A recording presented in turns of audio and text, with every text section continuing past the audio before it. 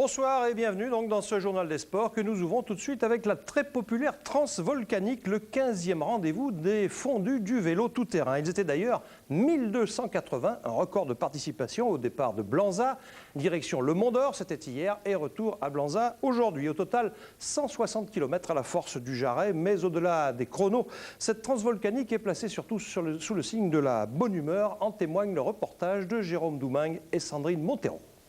J'ai pas le maillot jaune, mais j'ai la perruque jaune, vous voyez.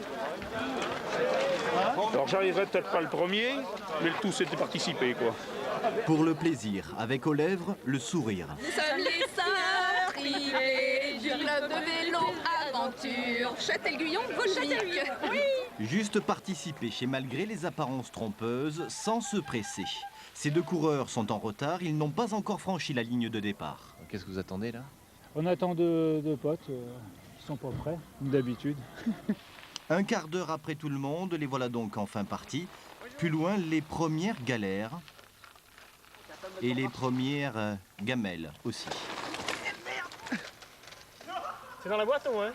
On veut que les gens qui viennent en Auvergne, qui viennent sur la Transvolcanique, soient contents de leur séjour et aient envie de revenir. Je crois que c'est ce qui fait le succès. La première Transvolcanique avait rassemblé 140 participants. Aujourd'hui, ils sont un peu plus de 1300 venus comme Nicole chercher du plaisir. Du plaisir, tout simplement. De faire du sport à mon âge, d'être dans la nature. Et puis, c'est très convivial, c'est sympa.